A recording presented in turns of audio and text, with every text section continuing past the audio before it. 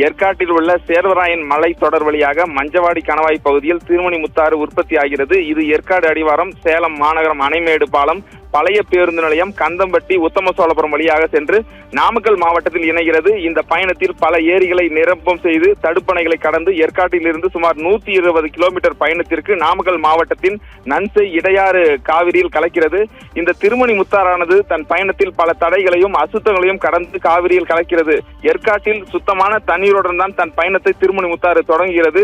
சேலம் மாநகரில் இணையும் பொழுது அந்த குடியிருப்பு பகுதியில் உள்ள சாக்கடை கழிவுநீர் திருமணி முத்தாற்றில் கலக்கிறது. மேலும் சாயப்பட்டறை தொழிற்சாலைகளிலிருந்து கழிவுநீரும் கலப்பதால் நெய்க்கார பகுதியில் திருமணி முத்தாறு நுரை பொங்கி செல்வதை காண முடிகிறது.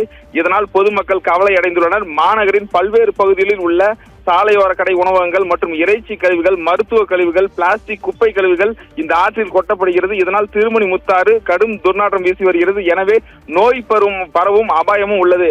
எனவே இந்த திருமணி முத்தாற்றில் கொட்டப்படும் குப்பை கழிவுகளை அதாவது சாய நீர் கலப்பதை மாசு கட்டுப்பாட்டு வாரிய அதிகாரிகள் தடுத்து இந்த ஆற்றை தூய்மையாக வைக்க நடவடிக்கை எடுக்க வேண்டும் என்பதுதான் அந்த பகுதி மக்களின் கோரிக்கையாக உள்ளது. ஒவ்வொரு முறை மாநகர பகுதிகளில் மழை பெய்கின்ற பொழுது அனுமதி இல்லாமல் செயல்படும் சாயப்பட்டறைகளில் இருந்து ரசாயனம் கலந்த தண்ணீர் சுத்திகரிப்பு செய்யப்படாமல் அப்படியே வெளியேற்றப்படுவதால் இந்த நுரை பொங்குவதற்கான காரணமாக உள்ளது.